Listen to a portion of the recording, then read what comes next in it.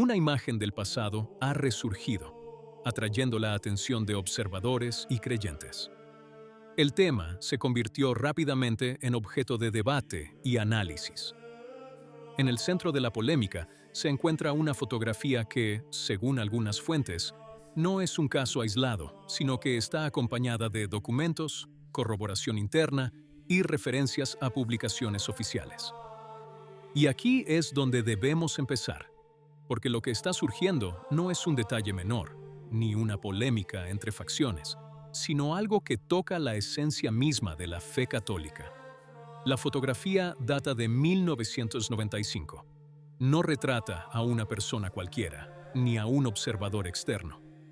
Según los documentos pertinentes, muestra a un sacerdote agustino, Robert Prevost, el hombre que hoy conocemos como el Papa León XIV. Y ahí está, de rodillas, entre los demás participantes, no de pie, no distante, no crítico, arrodillado como los demás durante un ritual dedicado a Pachamama, la llamada Madre Tierra. Y aquí la primera gran excusa se desmorona de inmediato. Durante años, tras el incidente de los Jardines Vaticanos en 2019, se decía, el Papa no lo sabía, el Papa observaba, el Papa estaba allí para dialogar. Pero no aquí. Aquí la situación es diferente. Aquí no hay distancia. Aquí hay participación.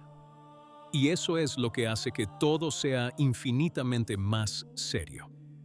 Porque no se trata de una fotografía aislada.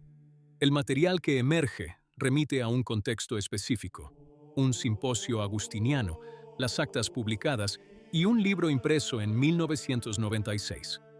Leyendas claras, sin ambigüedades, ininterpretables.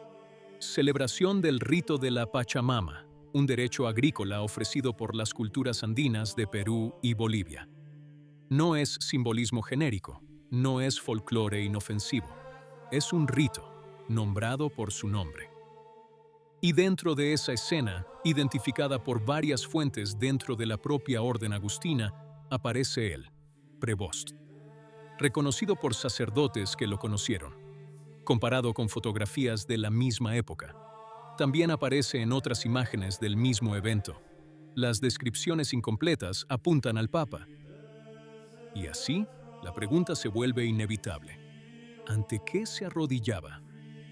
Porque en la tradición católica, arrodillarse no es un gesto cualquiera, es adoración. Es el reconocimiento de una presencia superior.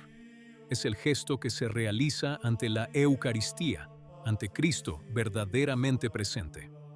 Y hoy, en muchas iglesias, ese gesto se desaconseja, se ridiculiza e incluso se impide. Sin embargo, en esa fotografía, el mismo gesto parece estar dirigido a un rito pagano. Esto no es un detalle, es una fisura. Y la situación se vuelve aún más inquietante al descubrir lo que sucede después. Porque, según la documentación, en el mismo lugar, en el mismo espacio utilizado para el rito de Pachamama, también se celebra la misa. Los mismos participantes. El mismo contexto. Primero, la veneración de la tierra. Luego, el sacrificio eucarístico. Cualquiera que esté familiarizado con la fe católica comprende de inmediato la trascendencia de esta transición. No se trata solo de un adorno simbólico, sino de una confusión que afecta la esencia misma del culto.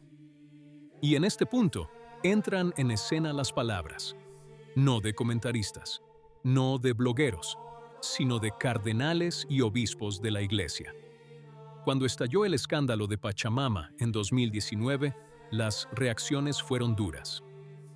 Gerhard Müller habló de un crimen contra la ley divina. Raymond Burke afirmó claramente que algo muy grave había ocurrido en la Basílica de San Pedro. Carlo María Viganò habló de una nueva forma de apostasía. Athanasius Schneider condenó inequívocamente la veneración de un símbolo pagano. Y el obispo José Luis Ascona lo afirmó sin lugar a dudas.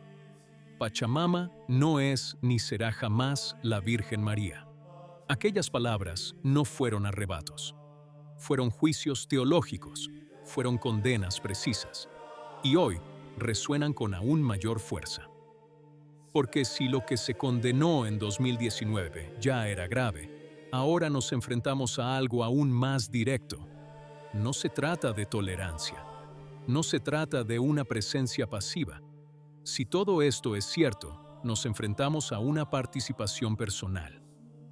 Y entonces, según esta reconstrucción, surgiría una línea aún más profunda.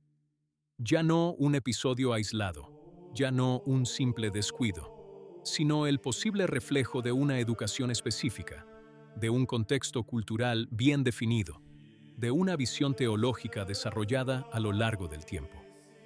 Esa teología latinoamericana que mezcló cristianismo, marxismo, ecologismo y simbolismo indígena para producir lo que hoy se denomina ecoteología.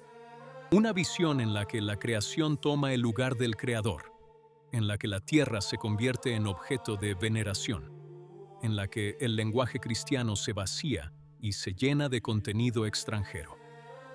Y quien quiera que haya crecido en este entorno, quien quiera que haya recibido su educación allí, inevitablemente lleva consigo esa visión.